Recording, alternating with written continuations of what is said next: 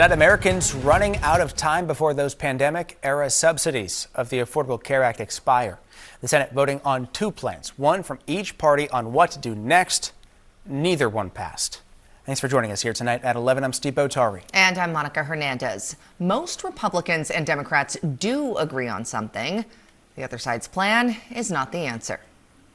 Senate Republicans just shoved the American people off the side of a cliff. I worry that the Democrats actually don't want to solve the subsidy expiration. They certainly don't want to solve it for 94% of Americans.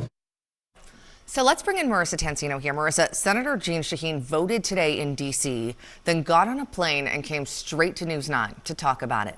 What is her take on where things stand? Well, Monica, Senator Shaheen says she hopes Republicans and Democrats will still come together to work out a compromise to extend the tax credits even after both plans failed.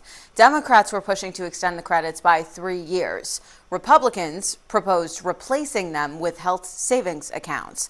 Senator Shaheen was part of a group of Democrats who voted in November to end the government shutdown, even without a deal on ACA tax credits in place.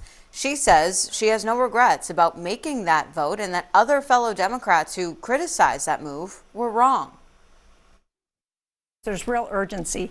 These tax credits are going to expire. People are seeing their premium rate increases double, triple, in some cases more than that. And so we've got to get this done, and we need to think about extending the ability for people to enroll in the marketplace so that there is an opportunity for insurance companies to help make sure that people can have those tax credits and be able to afford their premiums.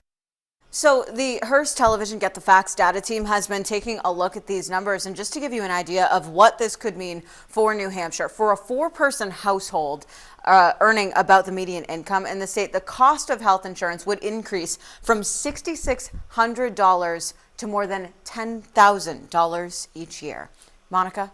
Marissa, thank you. Now, Republicans say using money for health care on the ACA is great for insurance companies, but misses the point for Americans. Their plan today worked around putting money in a health savings account. Why would Democrats want to give all the money to the insurance company as opposed to all the money to the patient? Why do they want them to have a $6,000 deductible as opposed to money in their purse pocketbook account by which to pay those initial expenses? That should be the basis for a bipartisan agreement. We are still following the fight here. You can read more for yourself on the WMUR app and WMUR.com.